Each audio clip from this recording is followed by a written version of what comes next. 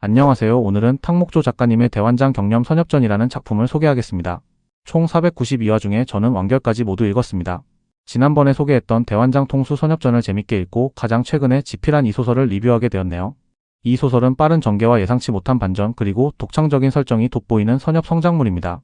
절벽 아래로 떨어진 한 소년이 의문의 호리병을 죽게 되면서 선엽 세계에 입문하는 이야기입니다. 이 소설의 좋은 점 중에 하나는 한 번씩 지루할 수도 있는 내용을 건너뛴다는 점입니다. 예를 들어 주인공이 축기 경지 초기에서 중기까지 동굴 속에서 수련하는데 자잘한 수련 과정을 생략하고 5년 후 경지를 이룬 모습만 간략하게 설명합니다. 다른 선엽 소설들은 수련 과정과 일상까지 자세히 그리는 반면 이런 내용들은 제 개인적으로는 좋아하긴 하지만 빠른 전개를 선호하는 독자들에게는 다소 지루하게 느껴질 수도 있다고 생각합니다.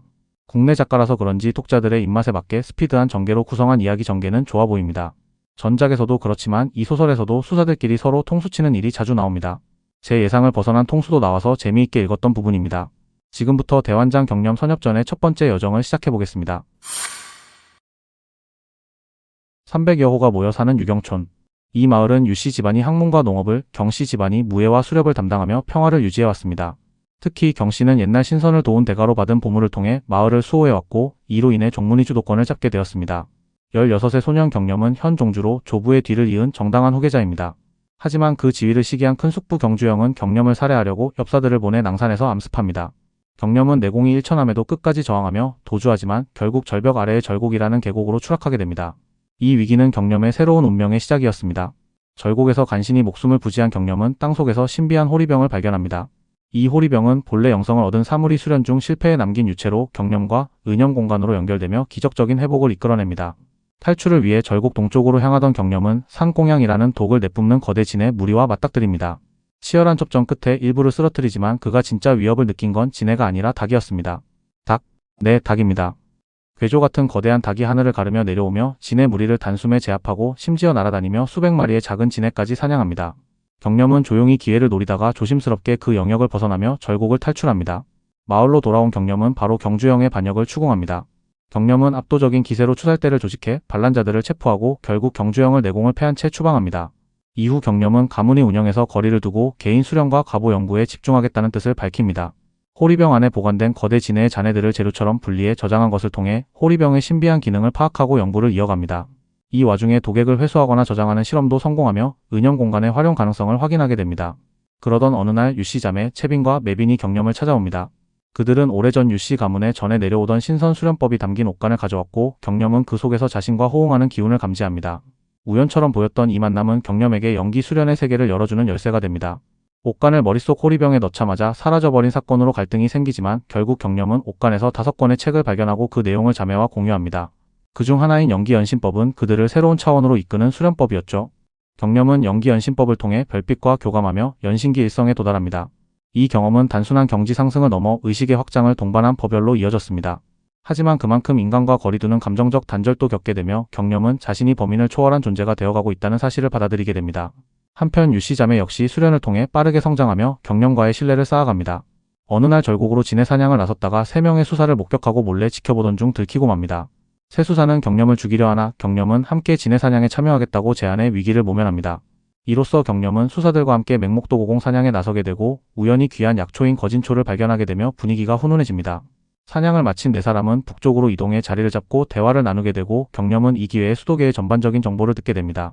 수사들은 현광교류회, 삼주문, 사곡, 이선문 등 수도계의 주요 세력에 대해 경념에게 알려줍니다.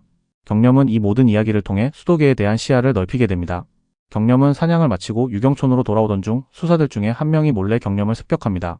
수사 이재우는 사곡의 공법인 혈령기를 수련 중이며 경념이 지닌 법보급 기물을 노리고 침입한 것이었습니다.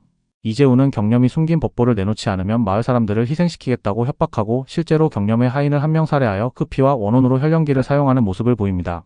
위기에 몰린 경념은 이재훈을 속여 방심하게 만든 뒤 기습 공격으로 화살을 폭발시켜 가슴을 파괴하고 이어 목을 베어 제거합니다. 이재훈의 시신에서 떨어진 반지를 통해 경념은 처음으로 수도계의 냉혹함을 실감하게 됩니다. 경념은 죽은 이재훈의 시신에서 여러 법기들과 재료들을 얻습니다. 그 중에 하얀 옷간 2개에서 은신술과 토행술을 얻습니다. 이는 각각 기척을 감추고 땅속을 이동할 수 있는 능력을 부여하는 비술로 함께 사용할 경우 큰 효과를 발휘할 수 있음을 깨닫습니다. 은신술과 토행술을 익힌 후 경념은 수사들에게 얻은 정보로 교류회에 참석할 계획을 세웁니다. 교류회는 5년에 한 번 열리며 연신기 1성 이상의 수사만 참가할 수 있는 장입니다.